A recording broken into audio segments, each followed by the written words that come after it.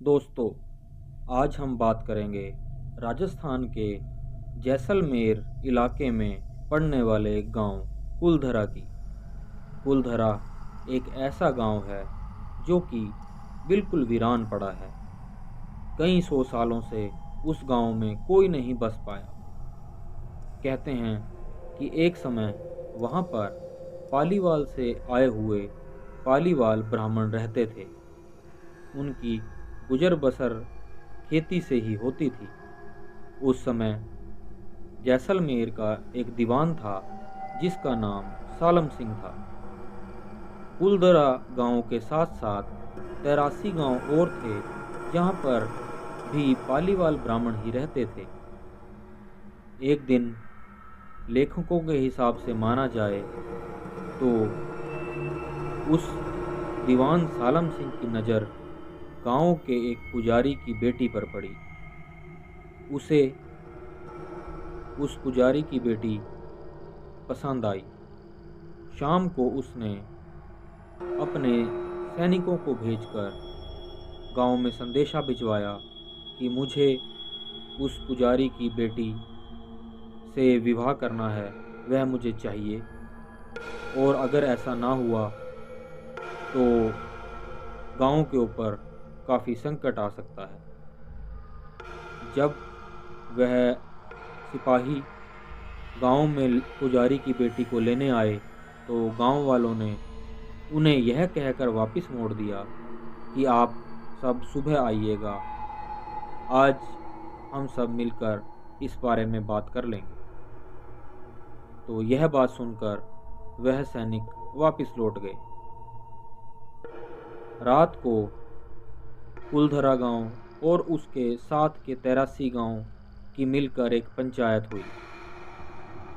और यह बात हमें काफ़ी कुछ सिखाती भी है कि अगर आप सब में एकता हो तो आपका कोई भी इंसान बाल भी बांका नहीं कर सकता, और एकता होने से ही आपकी शक्ति बनी रहती है। और एकता के लिए लोग क्या क्या कर सकते हैं, इसका उदाहरण है उस रात हुई पंचायत। कुलधरा गांव और पास के 83 गांव की आपस में यह पंचायत हुई कि अब क्या किया जाए। गांव के मौजूद आदमी, बुजुर्ग लोग, उन्होंने अपनी सलाह देनी शुरू की। उन्होंने कहा कि दीवान सालम सिंह के साथ हम लड़ तो नहीं सकते, लेकिन इसकी अगर बात मान ली जाए तो यह कल को कोई और मांग भी उठाएगा, और हम सब मिलकर यह फैसला लेते हैं कि अपनी बेटी को हम इसके पास नहीं भेजेंगे। तो इन 84 गांवों की पंचायत ने मिलकर यह फैसला लिया कि हम सब मिलकर रातों रात यह गांव छोड़ देंगे। सब ने मिलकर यह फैसला लिया कि हम सब लोग ज़रूरी सामान अपने साथ लेकर रातों रात इन सब गांवों को छोड़कर यहाँ से चले जाएंगे। और उन सब पंचायतों ने ठीक वैसा ही किया। उन सब ने अपने अपने गांव में से ज़रूरत का सामान लिया और बाकी सब चीज़ें वहाँ छोड़कर रातों रात ही कहीं दूर निकल गए। अगले दिन जब दीवान सालम सिंह के सैनिक वहाँ पर आए तो उन्होंने देखा कि उन सब गांवों में कोई भी नहीं था। वहाँ पर सब कुछ वीरान पड़ा था। वहाँ उन्होंने हर घर को छाना, लेकिन वहाँ उन्हें एक भी इंसान नहीं मिला। यह देखकर सालम सिंह ने अपना सिर पकड़ लिया और उसने काफ़ी कोशिश की कि उन लोगों का पता लगाया जाए, लेकिन लेखक कहते हैं कि उन पालीवाल ब्राह्मणों का कभी पता नहीं लग पाया।